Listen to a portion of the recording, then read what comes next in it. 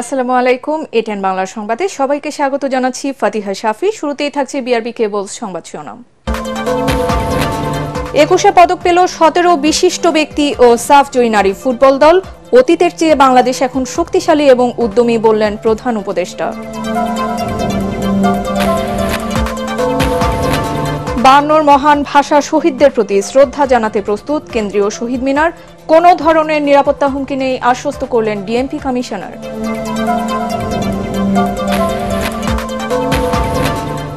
দেড় যুগ পর নিয়োগ পেতে যাচ্ছেন 27তম বিসিএস এ উত্তীর্ণ হয়েও চাকুরি না পাওয়া 1150 প্রার্থী। 3 মাসের মধ্যে নিয়োগের নির্দেশ আপিল বিভাগের। কুয়েটে শিক্ষার্থীদের ওপর হামলার ঘটনায় অজ্ঞাত 400 জনের বিরুদ্ধে মামলা। রাতে শিক্ষার্থীদের মোমবাতি মিছিল, দিনে বিক্ষোভ এবং লাল কার্ড প্রদর্শন। এবং রাঙ্গামাটির পাহাড়ি অঞ্চলের প্রাথমিক বিদ্যালয়গুলোতে মাতৃভাষা শিক্ষা কার্যক্রম ব্যাহত। নিজস্ব ভাষায় পাঠ্য বই দেয়া হলেও নেই প্রশিক্ষিত শিক্ষক। শুনছিলেন বিআরবি কেবল সংবাদ শিরোনাম, আর এবারে জানিয়ে দেব বিস্তারিত সংবাদ। আগামীকাল আন্তর্জাতিক মাতৃভাষা ও মহান শহীদ দিবস। এই উপলক্ষে 17 বিশিষ্ট ব্যক্তি ও সাফ জয়ী নারী ফুটবল দলের হাতে 21 পদক তুলে দিলেন প্রধান উপদেষ্টা ডক্টর মোহাম্মদ ইউনূস। সকালে রাজধানীর ওসমানী স্মৃতি মিলনায়তনে পদক বিতরণ অনুষ্ঠানে প্রধান উপদেষ্টা বলেন, বাংলাদেশ এখন অতীতের যে কোনো সময়ের তুলনায় শক্তিশালী। তরুণদের স্বপ্ন অতীতের চেয়ে দুঃসাহসী। নতুন বাংলাদেশে প্রতিটি মানুষের অধিকার নিশ্চিতে সবাইকে কাজ করার আহ্বান জানান তিনি। বিস্তারিত জানাচ্ছেন একরামুল হক সায়েম। বিভিন্ন ক্ষেত্রে অবদানের জন্য এবছর 17 বিশিষ্ট ব্যক্তি ও সাবজয়ী বাংলাদেশ নারী ফুটবল দলকে 21 পদক দেয় সরকার। রাজধানীর ওসমানী স্মৃতি মিলনায়তনে প্রধান উপদেষ্টা ডক্টর মোহাম্মদ ইউনূস পদক তুলে দেন। সাংবাদিকতা, মানবাধিকার, সমাজসেবা, গবেষণা এবং সংস্কৃতি ও শিক্ষায় 1 জন করে, বিজ্ঞান ও প্রযুক্তিতে দলগতভাবে 4 জন, ভাষা ও সাহিত্যে 2 জন, শিল্পকলায় 5 জন এবং ক্রীড়াক্ষেত্রে জাতীয় নারী ফুটবল দলকে 21 পদক তুলে দেন প্রধান উপদেষ্টা। সরকারের প্রতি কৃতজ্ঞতা জানিয়ে দেশ গড়তে নিজেদের অঙ্গীকারের কথা তুলে ধরেন পদকপ্রাপ্তরা। আমাদের তরুণ ছাত্র জনতা ফ্যাসিবাদ এবং হেজেমনির এক মিলিত শক্তির বিরুদ্ধে লড়াই করে, অবিস্মরণীয় লড়াই করে তারা জনগণের মুক্তি এবং রাষ্ট্রের স্বাধীনতা ফিরিয়ে এনেছে। লিনাক্সে অভ্র পিছিয়ে যাচ্ছে দেখে ওপেন বাংলা নামে উদ্যোগ নিয়ে আরেকটা গ্রুপ কাজ করছে। এরা কেউ এই মঞ্চে আসার জন্য কাজ করে না। আমরা গৌরবান্বিত, আমরা অনুপ্রাণিত। পাশাপাশি এটি আমাদের জন্য অনেক বড় সম্মানের। ক্রীড়াঙ্গনের জন্য মর্যাদার ও নারীদের জন্য অনন্য স্বীকৃতি। এ সময় পদকপ্রাপ্তদের প্রতি কৃতজ্ঞতা ও অভিনন্দন জানিয়ে প্রধান উপদেষ্টা বলেন, 21 হচ্ছে জাতির আত্মপরিচয় স্মারক, আর 24-এর গণ অভ্যুত্থানে দেশ গড়ার বিশাল সুযোগ তৈরি হয়েছে উল্লেখ করে ঘুণে ধরা সমাজ পরিবর্তনে সাহসী ভূমিকা রাখার আহ্বান জানান তিনি। আমরা এখন অতীতের যে কোনো সময়ের চাইতে বেশি শক্তিশালী, উদ্যমী এবং সৃজনশীল। আমাদের তরুণ প্রজন্মের স্বপ্ন অতীতের যে কোনো প্রজন্মের স্বপ্নের চাইতে দুঃসাহসী। তারা যেমন নতুন বাংলাদেশ সৃষ্টি করতে চায়, তেমনি একই আত্মবিশ্বাসে নতুন পৃথিবীর সৃষ্টি করতে চায়। নতুন বাংলাদেশে শুধু নয়, মানুষের অধিকার প্রতিষ্ঠায় তরুণরা গোটা বিশ্বেরই নেতৃত্ব দিতে সক্ষম বলে মনে করেন প্রধান উপদেষ্টা। তারা ঘুণে ধরা আত্মবিনাশী সভ্যতার বন্ধন মুক্ত হয়ে তাদের স্বপ্নের নতুন সভ্যতা গড়তে চায়। সেই সভ্যতার মূল লক্ষ্য থাকবে পৃথিবীর সকল সম্পদের উপর প্রতিটি মানুষের সমান অধিকার নিশ্চিত করা। ভাষা আন্দোলনের শহীদদের স্মরণে 1976 সাল থেকে প্রতি বছর 21 পদক দিয়ে আসছে সরকার। পদক প্রদান অনুষ্ঠানে উপদেষ্টা পরিষদের সদস্য ও বিশিষ্ট ব্যক্তিবর্গ এবং প্রশাসনের কর্মকর্তারা উপস্থিত ছিলেন। একরামুল হক সায়েম, এটিএন বাংলা, ঢাকা। এদিকে 52 ভাষা আন্দোলনের শহীদদের প্রতি শ্রদ্ধা নিবেদনের জন্য প্রস্তুত কেন্দ্রীয় শহীদ মিনার। আন্তর্জাতিক মাতৃভাষা দিবস উপলক্ষে শহীদ বেদি ও আশেপাশের সড়ক নানা আলপনায় সাজিয়েছেন চারুকলা শিক্ষার্থীরা। কোনো ধরনের নিরাপত্তা হুমকি নেই আশ্বস্ত করে ঢাকা মহানগর পুলিশ কমিশনার জানিয়েছেন, রাত 12টা 1 মিনিটে রাষ্ট্রপতি, প্রধান উপদেষ্টা সহ ভিআইপিদের শ্রদ্ধা নিবেদনের পর সর্বসাধারণের জন্য উন্মুক্ত করে দেওয়া হবে স্মৃতির মিনার। মিজান শাহজাহানের রিপোর্ট।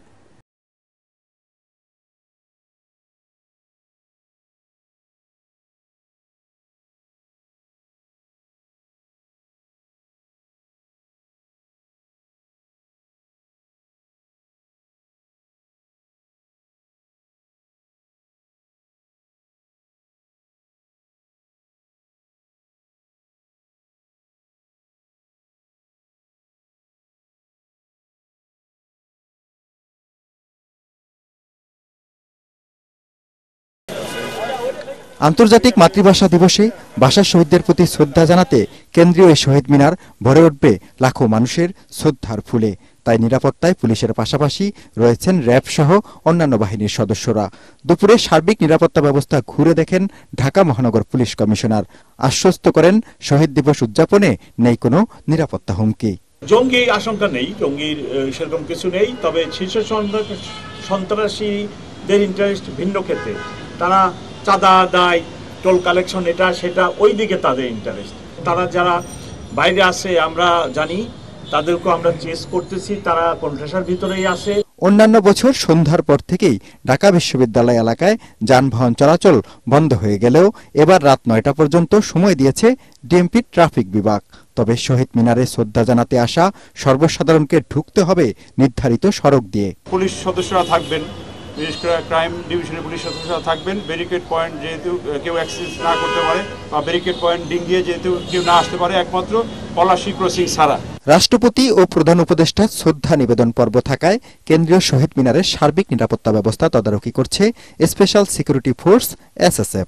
রাত 12টা 1 মিনিট থেকে আনুষ্ঠানিকভাবে শ্রদ্ধা নিবেদনের মাধ্যমে ফুলে ফুলে ভরে যাবে এই শহীদ মিনারের বেদি। সালাম, বরকত, রফিক, জব্বার, শফিউদ্দের ঘটা করে প্রতি বছর একদিনের জন্য এভাবে স্মরণ করা হলেও বাস্তবে তাদের সম্মান, তাদের উপস্থিতি কোটি বাঙালির হৃদয়ে প্রতিনিয়ত, প্রতিদিন। মিজান শাহজাহান, এটিএন বাংলা, কেন্দ্রীয় শহীদ মিনার, ঢাকা। 27তম বিসিএস এর প্রথম মৌখিক পরীক্ষায় উত্তীর্ণ 1137 জন নিয়োগ বঞ্চিতকে 3 মাসের মধ্যে নিয়োগ দিতে বলেছেন আপিল বিভাগ। সকালে প্রধান বিচারপতি সৈয়দ রেফাত আহমেদের নেতৃত্বাধীন 5 বিচারপতির বেঞ্চ এই রায় দেন। এর ফলে প্রায় 1150 জনের মধ্যে যারা যোগদান করতে চাইবেন তারা 27তম ব্যাচে ধারণাগত জ্যেষ্ঠতা সহ নিয়োগ পাবেন বলে জানিয়েছেন আইনজীবীরা। আরও জানাচ্ছেন হুমান চিশতি। প্রায় 1.5 যুগ ধরে আইনি লড়াই করে সর্বোচ্চ আদালতের রায়ে নিয়োগ পেতে যাচ্ছেন 27তম বিসিএস এ উত্তীর্ণ হয়েও নিয়োগ বঞ্চিত প্রায় 1150 জন। ওই বিসিএস এর প্রথম মৌখিক পরীক্ষায় উত্তীর্ণ হওয়ার পর দ্বিতীয় মৌখিক পরীক্ষায় বাদ পড়েন তারা। পরে তাদের পক্ষে 3টি আপিল করা হয়।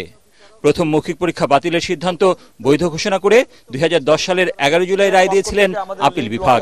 বৃহস্পতিবার ওই রায় বাতিল ঘোষণা করলেন সর্বোচ্চ আদালত। বিচার বিভাগের যে ক্ষতিটা হয়েছিল, বিচার বিভাগের যে দায়টা রয়েছে, সেই দায় থেকে কিছুটা হলেও দায় মুক্তি হবে আজকের এই রায়ের মধ্য দিয়ে।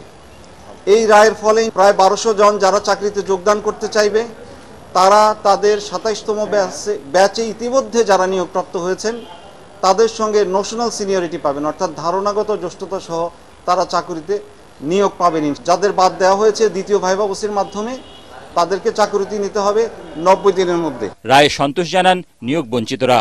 একই সাথে দ্রুত রায় কার্যকরের দাবিও জানান তারা। মাননীয় বিচারকগণ ন্যায় বিচার প্রতিষ্ঠা করেছেন, আমরা আশা রাখছি এর ধারাবাহিকতা থাকবে এবং আমরা আমাদের অধিকার অচিরে ফিরে পাবো। 18 বছর আমরা ডোর টু ডোর হেঁটেছি, আজকে যে রায় পেলাম আলহামদুলিল্লাহ, আল্লাহর কাছে শুকরিয়া আদায় করছি এবং অন্যায় করব না। 111 এর সময় 27তম বিসিএস এ 1137 জনকে চূড়ান্ত সুপারিশের পর চাকরিতে যোগদানের মুহূর্তে ওই ফলাফল বাতিল করে দ্বিতীয় মৌখিক পরীক্ষার সিদ্ধান্ত নেওয়া হয়। পিএসসির ওই সিদ্ধান্ত চ্যালেঞ্জ করে হাইকোর্টে মামলা করেন নিয়োগ বঞ্চিতরা। 2008 সালের 3 জুলাই হাইকোর্টের একটি বেঞ্চ প্রথম মৌখিক পরীক্ষার ফল বাতিলের সিদ্ধান্ত বৈধ ঘোষণা করে রায় দেন। হাইকোর্টের অপর একটি বেঞ্চ 2009 সালের 11 নভেম্বর দ্বিতীয় মৌখিক পরীক্ষা অবৈধ ঘোষণা করেন। হাইকোর্টের দ্বিতীয় রায়ের বিরুদ্ধে সরকারের করা লিভ টু আপিল কিছু পর্যবেক্ষণ সহ নিষ্পত্তি করে 2010 সালের 11 জুলাই রায় দেন আপিল বিভাগ। ওই রায় পুনর্বিবেচনা চেয়ে 1137 জনের পক্ষে 140 জন গত বছর পৃথক আবেদন করেন। হুমায়ুন চিস্তি, এটিএন বাংলা, ঢাকা। খুলনা প্রকৌশল ও প্রযুক্তি বিশ্ববিদ্যালয় কুয়েট শিক্ষার্থীদের উপর সন্ত্রাসী হামলার ঘটনার অজ্ঞাত 400 জনকে আসামি করে মামলা করেছে বিশ্ববিদ্যালয় কর্তৃপক্ষ। গতরাতে খুলনার খানজাহান আলী থানায় মামলাটি দায়ের করেন নিরাপত্তা পরিদর্শক মনিরুজ্জামান লিটন। রাতে মোমবাতি মিছিল করেছেন শিক্ষার্থীরা। সন্ত্রাসীদের উদ্দেশ্যে লাল কার্ড দেখিয়ে বিক্ষোভ করেন শিক্ষার্থীরা। খুলনা প্রতিনিধি এস এম হাবিবের পাঠানো তথ্য ও ছবিতে আরো জানাচ্ছেন জাহিদুল আলম। খুলনা প্রকৌশল ও প্রযুক্তি বিশ্ববিদ্যালয় মঙ্গলবারের সন্ত্রাসী হামলার পর থেকেই অস্থিরতা বিরাজ করছে ক্যাম্পাসে। কার্যত এর রেশ ছড়িয়ে পড়েছে সারা দেশে। ভিসি প্রভিসির পদত্যাগ সহ বিভিন্ন দাবিতে পূর্ব ঘোষিত কর্মসূচি অনুযায়ী দুপুরে কুয়েট ক্যাম্পাসে বিক্ষোভ মিছিল করেন শিক্ষার্থীরা। এ সময় হামলাকারীদের উদ্দেশ্যে লাল কার্ড দেখান তারা। কোন উপদেষ্টা এখনো পর্যন্ত আমাদের এই ঘটনা নিয়ে আমাদের সাথে যোগাযোগ করেনি। আমাদের ইউনিভার্সিটিতে আমরা বিশ্বাস করি সন্ত্রাস মুক্ত করার জন্য এবং ক্যাম্পাসের পরিবেশ করার জন্য কোন ধরনের ছাত্র রাজনীতি থাকা দরকার।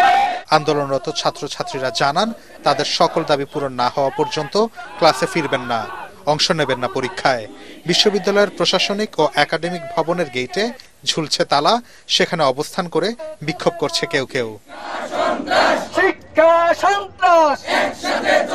বিভিন্ন বিক্ষোভ কর্মসূচি এবং নিরাপত্তার দাবিতে আমরা যে প্রশাসনের কাছে কিছু দাবি জানিয়েছিলাম, কিন্তু আমাদের প্রশাসন আমাদের কোনো কথা না শুনে, আমাদের কোনো দাবি না মেনে উল্টা আমাদেরকে মফ বলে, আমাদেরকে আমরা উস্কানি দিয়েছি বলে নানা ধরনের উস্কানিমূলক কথাবার্তা বলেছিল। নতুন প্রশাসন যদি আসতে হয় তাহলে আমাদের এই দাবিগুলো মেনে নিয়েই তাকে আসতে হবে। এদিকে শিক্ষার্থীদের উপর হামলার ঘটনায় বুধবার রাতে খানজাহান আলী থানায় দায়ের করা মামলায় এখনো কাউকে ধরতে পারেনি পুলিশ। তাদের দাবি সন্ত্রাসীদের শনাক্ত করে আইনের আওতায় আনতে অভিযান চলছে। অন্যদিকে দোষী শিক্ষার্থীদের খুঁজে বের করতে কাজ শুরু করেছে বিশ্ববিদ্যালয়ের গঠিত 4 সদস্যের তদন্ত কমিটি। এর আগে সন্ত্রাসী হামলার প্রতিবাদে বুধবার রাতে ক্যাম্পাসে মোমবাতি মিছিল করেন শিক্ষার্থীরা। Bureau report, ATN Bangla. ছাত্রলীগের মতোই ছাত্র দলের অপরাধমূলক কার্যকলাপের দায় অন্যের উপর চাপিয়ে দেওয়ার প্রবণতা ফ্যাসিবাদী রাজনীতির বহিঃপ্রকাশ বলে মনে করে ইসলামী ছাত্র শিবির। খুলনা প্রকৌশল ও প্রযুক্তি বিশ্ববিদ্যালয়ে সংঘর্ষের ঘটনায় বুধবার ছাত্র দলের করা সংবাদ সম্মেলনে শিবিরের ওপর দায় দিয়ে দাও এমন বক্তব্যের তীব্র নিন্দা জানিয়েছে সংগঠনটি। যৌথ বিবৃতিতে ছাত্র শিবিরের সভাপতি জাহিদুল ইসলাম ও সেক্রেটারি নুরুল ইসলাম জানান, ছাত্র দলের এ ধরনের আচরণ সুস্থ ধারার রাজনীতির পরিপন্থী। ছাত্র দলকে মিথ্যাচারের রাজনীতি ছেড়ে ছাত্র বান্ধব গঠনমূলক কল্যাণমুখী কার্যক্রম চালানোর আহ্বান জানান তারা। রাজধানীর মোহাম্মদপুরে যৌথ বাহিনীর সাথে বন্দুকযুদ্ধে 2 জন নিহত হয়েছেন। এই অভিযানে আরও 5 জনকে আটক করা হয়েছে, তবে এখনও নিহতদের পরিচয় জানায়নি আইনশৃঙ্খলা বাহিনী। গতরাত 1টার দিকে মোহাম্মদপুরের বসিলা 40 ফিট এলাকায় এই ঘটনা ঘটে। পুলিশ জানায়, মোহাম্মদপুরের চাঁদ উদ্যানের লাউতলায় বেশ কয়েকজন শীর্ষ সন্ত্রাসী বৈঠক করছে এমন সংবাদের ভিত্তিতে অভিযান চালায় যৌথ বাহিনীর একটি দল। এ সময় সন্ত্রাসীরা তাদের লক্ষ্য করে গুলি ছোড়ে। কয়েক মিনিটে দুপক্ষের গোলাগুলির পর 5 সন্ত্রাসী আত্মসমর্পণের জন্য চিৎকার করে। পরে গুলিবিদ্ধ অবস্থায় 2 জনের লাশ উদ্ধার করা হয়।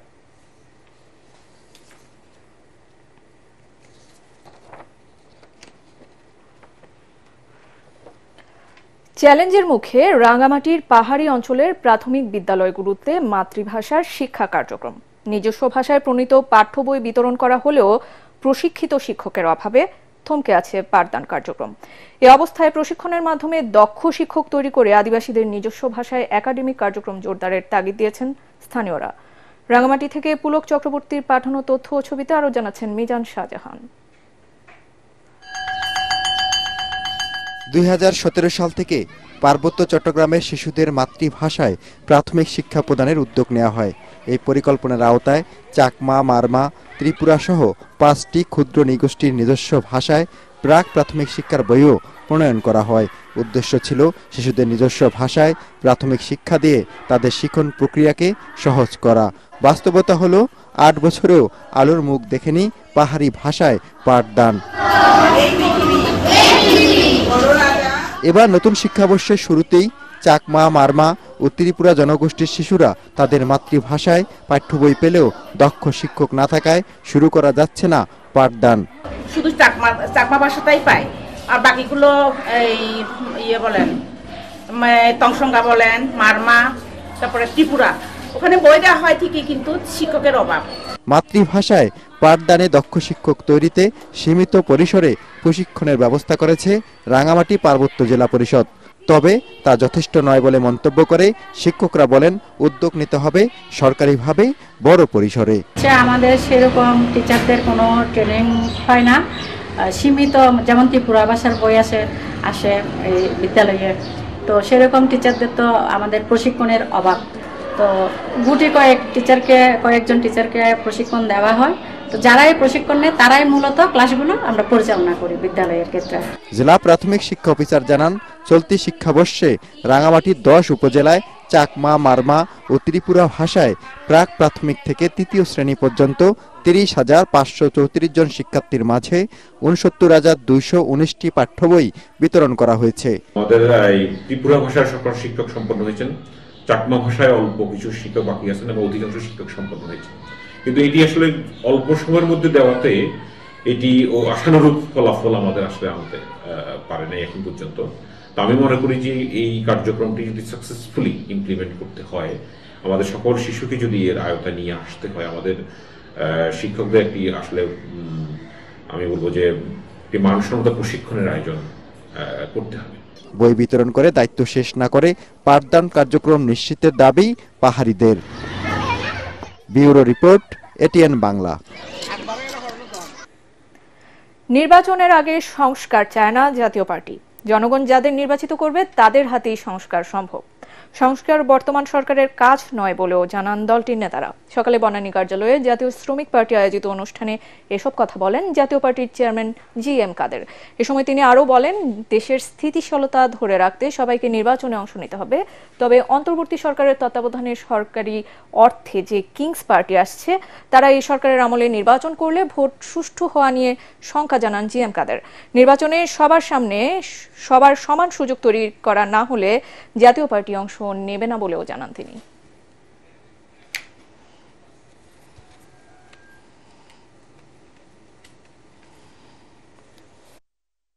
জিনিসপত্রের দামের লাগাম নেই, দাম বাড়লে তার যে মানুষকে বাঁচানোর জন্য কোনো বন্দোবস্ত সরকার যেটা করছেন অপ্রতুল এবং একেবারে হাস্যকর।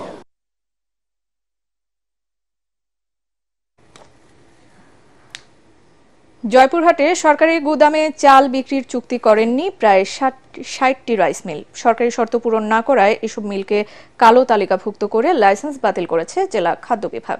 মিল মালিকরা বলছেন, বাজারের চেয়ে সরকারের কাছে চালের মূল্য অনেক কম, তাই লোকসান দিয়ে চাল দিচ্ছেন না সরকারি গুদামে।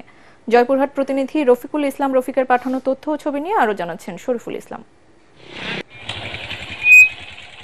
জয়পুরহাটে প্রতি বছর প্রায় 70,000 হেক্টর জমিতে ধান চাষ হয়। গেল আমন মৌসুমে এখানে চাল উৎপাদন হয়েছিল প্রায় 2,30,000 মেট্রিক টন। এর মধ্যে সরকারি গুদামে চাল সংগ্রহের লক্ষ্যমাত্রা ধরা হয় 10,492 মেট্রিক টন।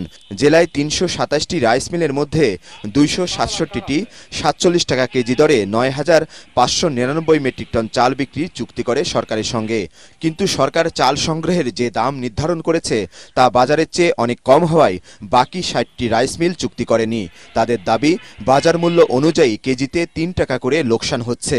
চুক্তি না করায় এদের কালো তালিকাভুক্ত করে লাইসেন্স বাতিল করেছে জেলা খাদ্য বিভাগ। মিল লাইসেন্স এখন থাকলে কি আর না থাকলে কি, আর বর্তমান যে চালের দাম পার কেজিতে 3 টাকা লস হচ্ছে।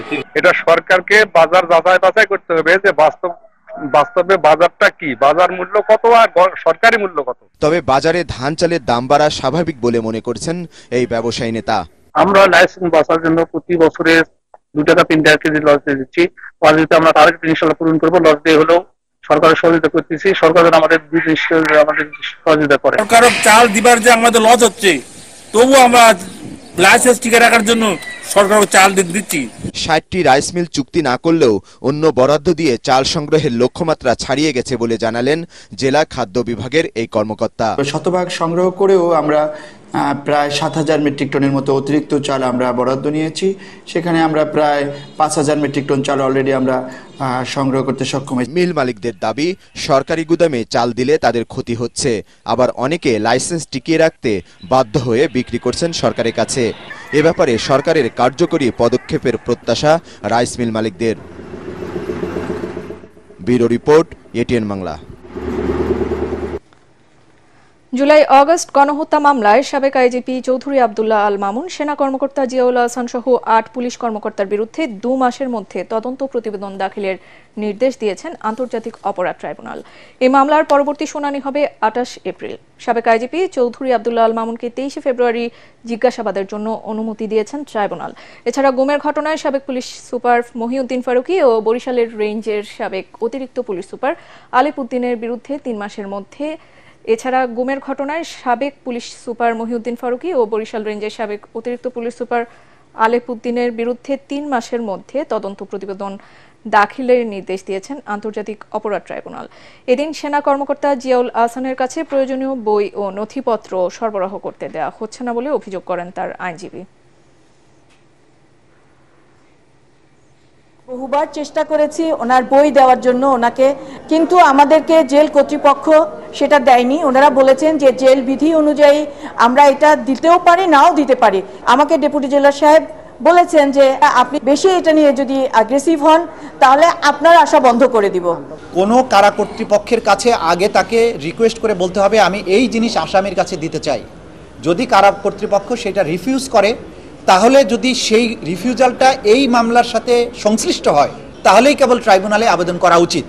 উনি কারা কর্তৃপক্ষের কাছে কোনো রিটার্ন কিছু দেননি, গোপন খামে অনেক কিছু দিতে চেয়েছেন, সেটা তো কারা কর্তৃপক্ষ দিতে পারে না এবং ট্রাইব্যুনালের কাছে এটা চাইতে পারেন না।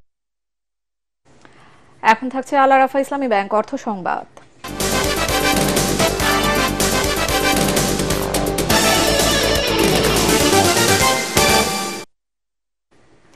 এসিআই নিয়ে এলো নতুন skin care expert brand Angelina. নতুন প্রজন্মের ফর্মুলেশনে তৈরি প্রথম ব্র্যান্ড অ্যাঞ্জেলিনা। অ্যাঞ্জেলিনা রেঞ্জের প্রথম পণ্য অ্যাঞ্জেলিনা হাইলুরোনিক বুস্টার এখন পাওয়া যাচ্ছে বাজারে। সম্প্রতি বর্ণাঢ্য আয়োজনে অ্যাঞ্জেলিনার আনুষ্ঠানিক যাত্রা শুরু করা হয়। এই আয়োজনে ব্র্যান্ড ফেস হিসেবে জনপ্রিয় অভিনেত্রী নাজিফা তুষিকে পরিচয় করিয়ে দেওয়া হয়। এসিআই লিমিটেডের business director Khondokar Ishtiaq Ahmed, general manager sales Mizanur Rahman, general manager factory operations Dipankar Biswas, general manager media and communication Mohammad Nahid Newaz, brand manager Rounak Jahan, brand lead Anan Masum Ahona এবং অন্যান্য অতিথিরা অ্যাঞ্জেলিনা হাইলুরোনিক বুস্টারের মোড়ক উন্মোচন করেন।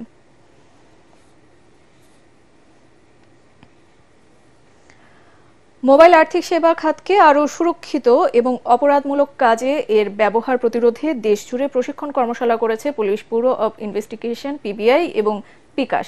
পিবিআইয়ের সহযোগিতায় 14টি কর্মশালায় এ পর্যন্ত অংশ নিয়েছেন 42 জেলার 450 তদন্ত কর্মকর্তা। রাজধানীতে মোবাইল ফিনান্সিয়াল সার্ভিসের অপব্যবহার তদন্ত ও প্রতিরোধ বিষয়ক কর্মশালার সমাপনী আয়োজনে এসব তথ্য জানানো হয়। এতে প্রধান অতিথি ছিলেন পিবিআই প্রধান অতিরিক্ত আইজিপি মোস্তফা কামাল।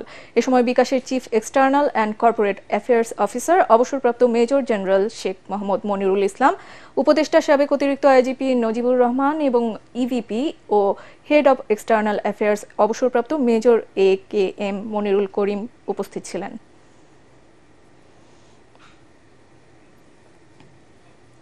এবারে আন্তর্জাতিক সংবাদ।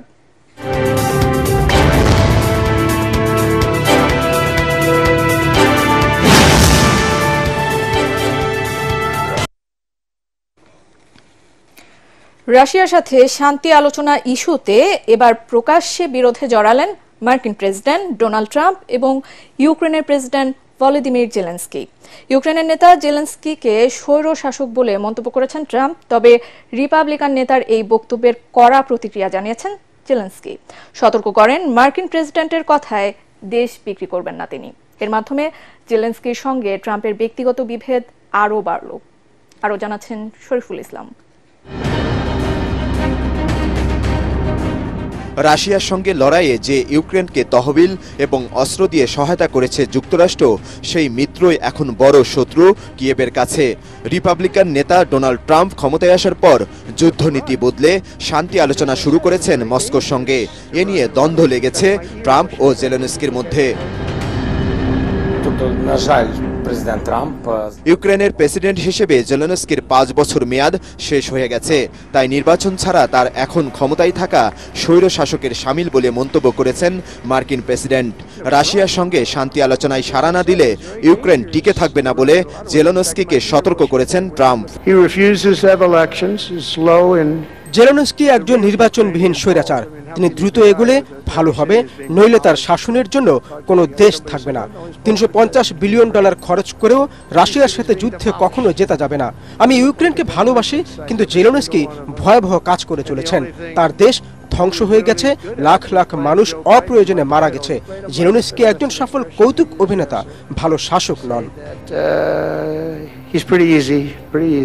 ইউক্রেনে 2019 সালে নির্বাচনে প্রেসিডেন্ট হয়েছিলেন জেলেনস্কি। এর 3 বছরের মাথায় 2022 সালে রাশিয়ার সঙ্গে যুদ্ধে জড়ায় দেশটি। গত বছর জেলেনস্কির প্রেসিডেন্সির মেয়াদ শেষ হয়ে গেছে, কিন্তু যুদ্ধ চলমান থাকায় চলছে সামরিক শাসন। ফলে মেয়াদ শেষ হলেও প্রেসিডেন্ট হিসেবে রয়েছেন জেলেনস্কি। যুদ্ধ চলার সময় নির্বাচনের আইনি বাধ্যবাধকতা নেই দেশটিতে, তাই ইউক্রেনে স্বৈরশাসন নিয়ে ট্রাম্পের ওই বক্তব্যের সমালোচনা করেছেন জেলেনস্কি। ডোনাল্ড ট্রাম্প রাশিয়ার ছড়ানো বিভ্রান্তিকর তথ্যের জগতে বাস করছেন। আমি তার কথায় দেশ বিক্রি করে দিতে পারি না। ইউক্রেনের প্রাকৃতিক সম্পদের কোনো চুক্তি তখনই সই হবে যখন এটি শুধু অর্থনৈতিক স্বার্থ রক্ষা করবে না, বরং ইউক্রেনের সার্বভৌমত্ব ও নিরাপত্তা নিশ্চিত করবে। রাশিয়া ইউক্রেন যুদ্ধ বন্ধ ও শান্তি আলোচনার লক্ষ্যে চলতি মাসেই রুশ প্রেসিডেন্ট পুতিনের সঙ্গে সরাসরি বৈঠক করবেন president Donald Trump. Shariful Islam, ATN Bangla. এবারে থাকছে পার্টেক্স খেলার খবর।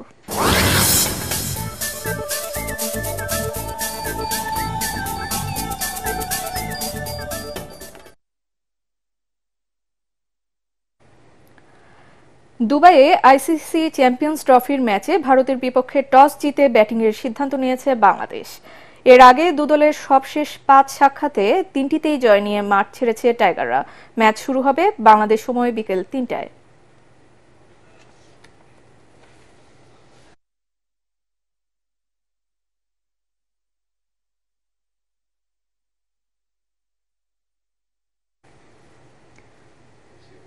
ম্যানচেস্টার সিটিকে বিদায় করে উয়েফা চ্যাম্পিয়ন্স লিগের শেষ 16তে উঠেছে রিয়াল মাদ্রিদ। হ্যাটট্রিক করেছেন French footballer Kylian Mbappe. Play অফের দ্বিতীয় লেগে পেপ গার্দিওলার দলের বিপক্ষে 3-1 গোলে জয় পেয়েছে কার্লো আনচেলত্তির শিশোরা। নকআউট পর্বে জায়গা করে নিয়েছে পিএসভি আর বরুশিয়া ডর্টমুন্ডও। রিপোর্ট করছেন এসএম আশরাফ। কখনো কখনো সাদুরই বাস্তবতা মেনে নিতে হয়। রিয়াল মাদ্রিদের বিপক্ষে ম্যানচেস্টার সিটিকে তাই করতে হলো। স্প্যানিশ ক্লাবের দাপটের সামনে এদিন দাঁড়াতেই পারেনি পেপ গার্দিওলার শিষ্যরা। প্রথম লেগে 3-2 গোলে পিছিয়ে থাকা কেভিন ডি ব্রুইনেদের অবিশ্বাস্য কিছু করতে হতো, কিন্তু বার্নাব্যুতে 4 মিনিটেই কিলিয়ান এমবাপ্পে আভাস দিয়ে দেন তেমন কিছু হচ্ছে না। ফ্রান্সের বিশ্বকাপ জয়ী তারকাকে আটকানোর কোনো উপায় খুঁজে পাচ্ছিল না সিটি রক্ষণ। তাতে 33 মিনিটে ব্যবধান বাড়ান এমবাপ্পে।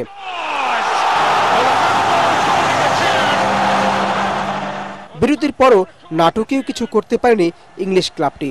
উল্টো 61 মিনিটে হ্যাটট্রিক আদায় করে প্রতিপক্ষের হারের বেদনা আরো বাড়িয়ে দেন ফ্রেঞ্চ স্ট্রাইকার। 2 লেগ মিলিয়ে 6 দিয়ে পিছিয়ে থাকা দলটি দ্বিতীয়ার্ধের শেষ দিকে খেলায় ফেরার চেষ্টা করে। শেষ পর্যন্ত নিকো গঞ্জালেস 1 গোল শোধ দিয়ে হারের ক্ষতে সামান্য প্রলেপ এঁকে দেন। SM Ashraf, ATN Bangla. সংবাদ শেষ করছি, তার আগে বিআরবি কেবল সংবাদ শিরোনামগুলো আরো একবার। 21 পদক পেল 7 বিশিষ্ট ব্যক্তি ও সাফ জয়ী নারী ফুটবল দল। অতীতের চেয়ে বাংলাদেশ এখন শক্তিশালী এবং উদ্যমী বললেন প্রধান উপদেষ্টা।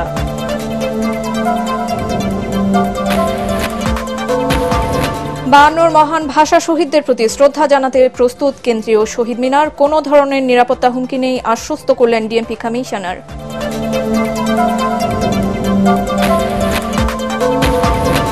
দেড় যুগ পর নিয়োগ পেতে যাচ্ছেন ২৭তম বিসিএস এ উত্তীর্ণ হয়েও চাকুরি না পাওয়া ১১৫০ প্রার্থী। ৩ মাসের মধ্যে নিয়োগের নির্দেশ আপিল বিভাগের। কুয়েটে শিক্ষার্থীদের উপর হামলার ঘটনায় অজ্ঞাত ৪০০ জনের বিরুদ্ধে মামলা। রাতে শিক্ষার্থীদের মোমবাতি মিছিল, দিনে বিক্ষোভ এবং লাল কার্ড প্রদর্শন। এবং রাঙ্গামাটির পাহাড়ি অঞ্চলে প্রাথমিক বিদ্যালয়গুলোতে মাতৃভাষা শিক্ষা কার্যক্রম ব্যাহত। নিজস্ব ভাষায় পাঠ্য বই দেয়া হলেও নেই প্রশিক্ষিত শিক্ষক। আর এই ছিল এখনকার মতো। রইল পরবর্তী সংবাদ দেখার আমন্ত্রণ। এটিএন বাংলা সংবাদ ইউটিউবে দেখতে ব্রাউজ করুন, youtube/ATN বাংলা নিউজ। সাথে থাকার জন্য ধন্যবাদ।